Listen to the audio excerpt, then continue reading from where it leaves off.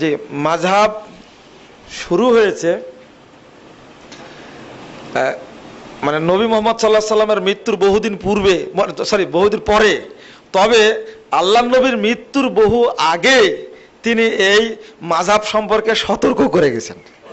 হ্যাঁ, যেমন সতর্ক করে গেছেন, মাযহাব না মানে যত দল হবে এ সম্পর্কে সচেতন করে গেছেন।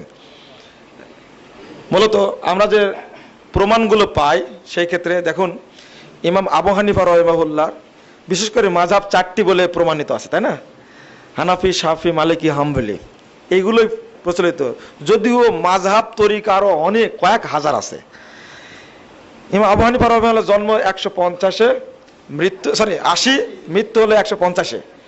80 হিজরিতে জন্ম, মৃত্যু 150-এ। ইমাম মালিক রাহিমাহুল্লাহ জন্ম হলো 93-এ, 179-তে তার মৃত্যু। ইমাম শাফি রাহিমাহুল্লাহর জন্ম হলো 204-এ, 150-এ, 204-এ হলো মৃত্যু। ইমাম আহমদ বিন হাম্বল রাহিমাহুল্লাহ জন্ম 141 হিজরিতে, মৃত্যু হলো 164 হিজরিতে, 241 হিজরিতে তার মৃত্যু। একটু উল্টাপাল্টা হয়ে যাচ্ছিল, তাই না? জোরে বলতে গিয়ে এমনটা হয়েছে। এই মর্মে আমরা একমত যে নিঃসন্দেহে ইমাম আবু হানিফার নামে যে মাযহাব চালু হয়েছে, ইমাম আবু হানিফার জন্মের আগে হয়নি। বুঝতে পারেননি কথা? মনে হয় আমার সাথে একমত না আপনারা। ইমাম আবু হানিফার নামে মাযহাব চালু হয়েছে, নিঃসন্দেহে 80 হিজরির আগে চালু হয়নি। নিঃসন্দেহে মানে মালিকি মাযহাব চালু হয়েছে ইমাম মালিকের জন্মের আগে হয়নি।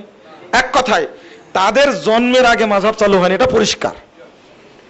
এখন আমরা দেখব যে মাযহাবটা তাহলে চালু হলো কখন এবং তারা কি মাযহাব সূচনা করে গিয়েছিলেন কিনা। আমার কথা বিশ্বাস করবেন না, এজন্য আগের লোকদের কথা বলি, যখন আমিও ছিলাম না আপনিও ছিলেন না। এই মর্মে কথা আসছে, ইবনুল কাইয়িম রাহিমাহুল্লাহ তিনি বলছেন, ইন্নামা হাদাসাত হাযিহিল বিদআহ ফিল কারনির রাবি আল মাজমুম। এটা ইলামুল মুওয়াক্কিন 2 নম্বর খণ্ডের 145 পৃষ্ঠা খুলুন। সেখানে ইবনুল কাইয়িম রাহিমাহুল্লাহ বলছেন যে এই বেদাতি মাযহাব চালু হয়েছে 4th শতাব্দী হিজরির মানে নিন্দিত যুগে। আল কর্নে রবে আল মাজমুম, নিন্দিত যুগে চালু হয়েছে। মানে তার আগের যুগটা কি ছিল? স্বর্ণযুগ বলে ভূষিত ছিল। তারপরের যুগগুলো কি? নিন্দিত যুগ হবে, এই বলছেন তিনি। আর ভারত গুরু শাহুলিল্লাহ মুহাদ্দিস দেহলভী রাহিমাহুল্লাহ তিনি বলছেন, হুজ্জাতুল্লাহিল বালেগার 153 পৃষ্ঠায় আলোচনা করতে গিয়ে বলছেন, ইলাম আন্নান নাসা গায়রা মুজমিইনা আলা মাযহাবিন ওয়াহিদিন আলা তাকলিদ বিআইনিহি। বলছেন, হে পাঠক তুমি জেনে রাখো 4th শতাব্দী হিজরির পূর্বে কোনো ব্যক্তি একটি নির্দিষ্ট মাযহাবের অন্ধ অনুসরণ করতেন না। তাহলে আমরা মোটামুটি একটা ধারণা করতে পারি যে মাযহাবের সূচনা হয়েছে 4th শতাব্দী হিজরিতে, পরে, তার পূর্বে ছিল না।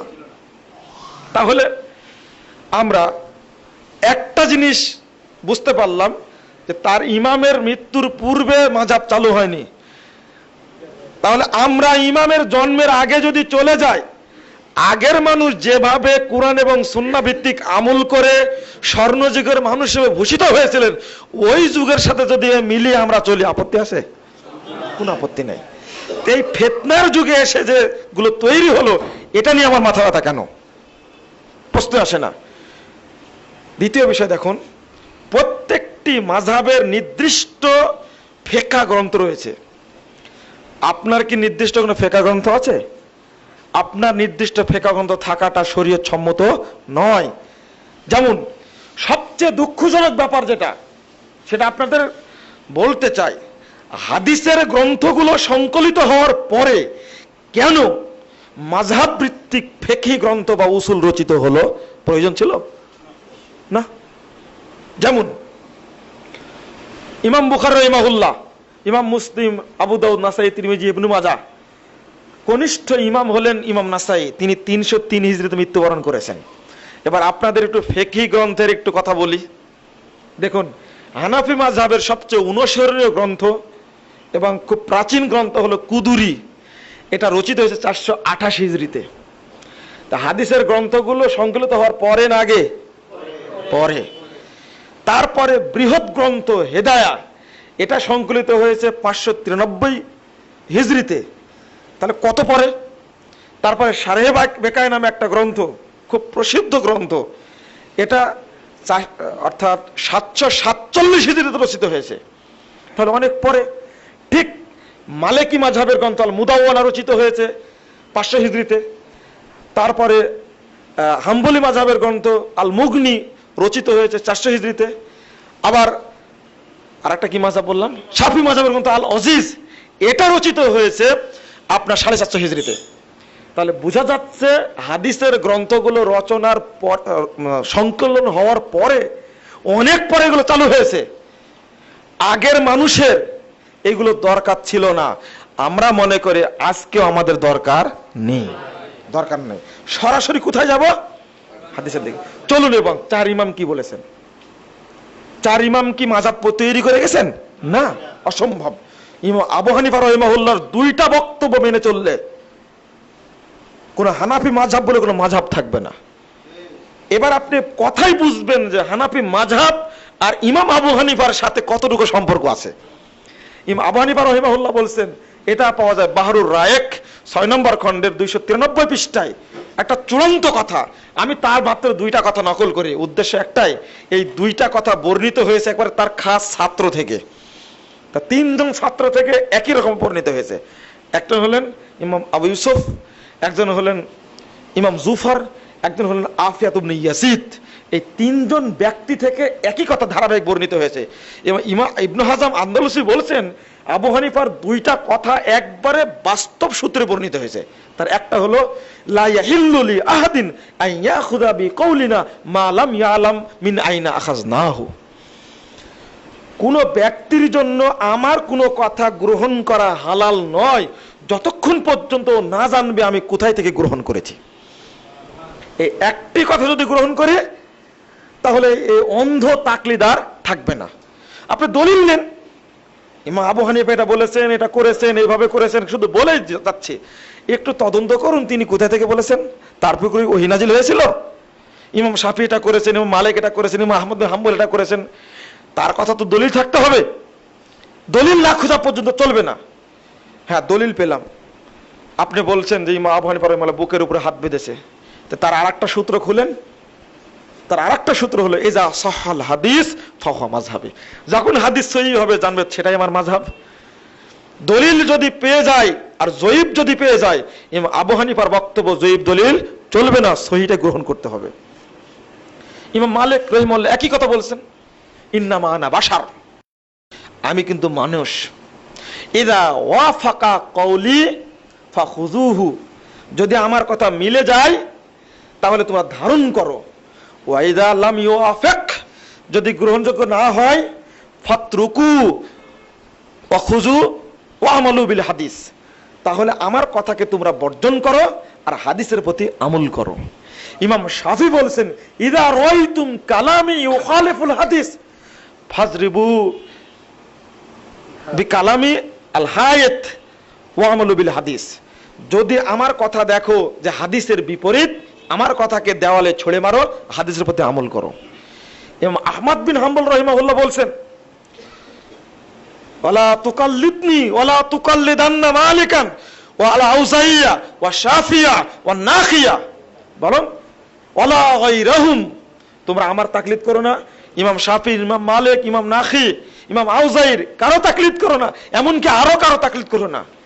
খুদিল আহকাম মিন হাইথু আখাযু মিনাল কিতাবি ওয়াস সুন্নাহ, বরং এই ইমামগণ যেখান থেকে নিয়ে আমল করেছেন তোমরা সেখান থেকে নিয়ে আমল করো। এত সুন্দর কথা আর কেউ বলেননি। তাহলে তারা কখনো মাযহাব সৃষ্টি করে যাননি, তাদেরকে অনুসরণ করার জন্য বলেননি, অনুসরণ করার জন্য বললেন কি কোরআন এবং সহিহ হাদিসের পথে। চমৎকার। আমার একটা চটি বই আছে, সেটা হলো জয়ীব এবং জাল হাদিস বর্জনের মূলনীতি। এই মূলনীতি বইটার মধ্যে এই সব মূলনীতিগুলো আমি ঢুকে দিয়েছি, আলোচনা করেছি, একেবারে ছোট বই। বন্ধুরা আমি সাধ্য অনুযায়ী বোঝানোর চেষ্টা করছি যে যে তাকলিদি সিস্টেম, যে মাযহাব, যদি আজকে আমার উন্মুক্ত প্রশ্নোত্তর, যদি ইজতিহাদ আর তাকলিদ আলোচনা থাকতো, আমি একটু আলোচনা করতাম এই বিষয়ে।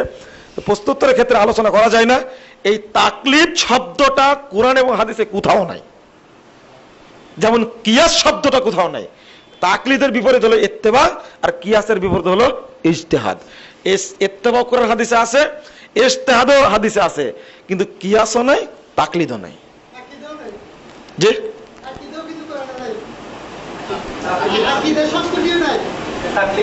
থামেন থামেন থামেন থামেন থামেন।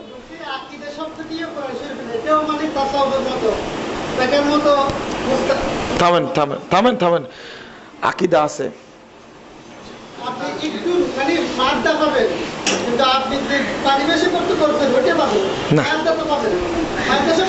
অসম্ভব। আমি আকীদাই কোরআন দা বলছি। উকদাতুন নিকাহ কি? আকীদা মানে কি?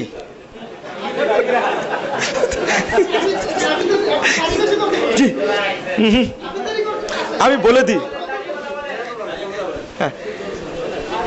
এতে কোনো সন্দেহ নাই। থামেন, আমি বলিনি। আমার আলোচনা আছে, আজকের আলোচনা, ইতিপূর্বের আলোচনা আমার আছে, এই আকীদার আলোচনা আছে। কিন্তু এই উকদাতুন দ্বারাই আকীদা, উকদাতুন দ্বারাই আকীদা, এই আকীদা ভাই গিরা, আমিও গিরার কথাই বলবো, এতে কোনো সন্দেহ নেই।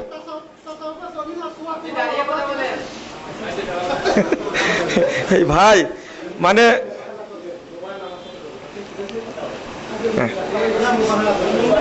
আমি কোন জায়গায় যেন বলছিলাম, ও উনি চট করে বললেন যে তাকলিদ যেমন কোরআনে নাই, আকীদাও তেমনি নাই। না, এটা আমি জোরালো ভাবে বলছি। অনুরূপ ভাবে আরো কিছু কথা আছে, আরো কিছু কথা আছে যেগুলো সাহাবা কেরাম হাদিসের আলোকে বলতেন। যেমন আমাকে অনেকে বলছেন, একটু বলিনি কথাটা, যে বলছে যে তারাবি কি হাদিসে আছে? বলছে না তো।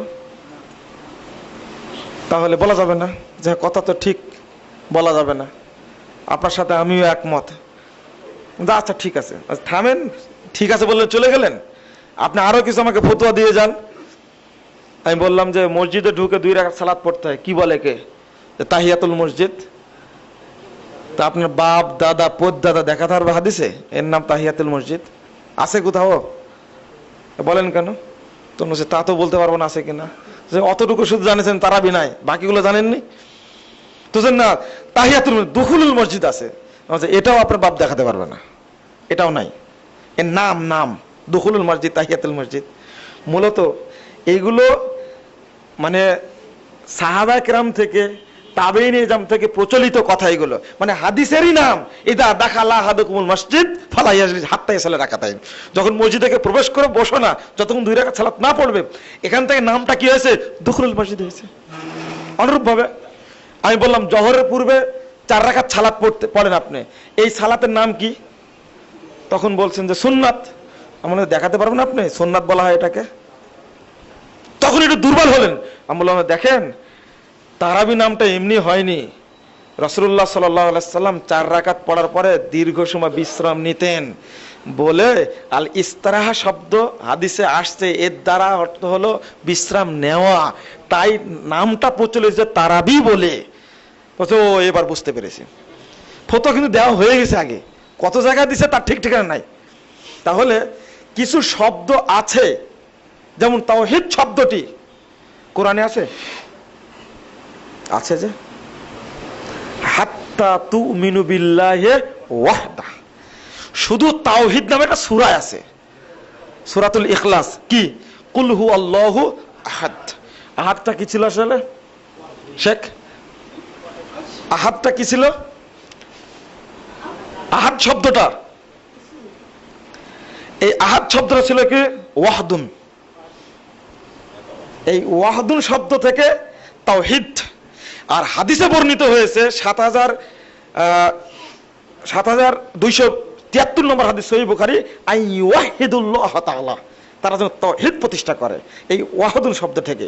সুতরাং আমি যেটা কথা বলছিলাম যে কোরআন এবং সুন্নাহ ভিত্তিক পর্যালোচনা করলে সবকিছু স্পষ্ট হবে ইনশাল্লাহ। পরের প্রশ্ন। অনেক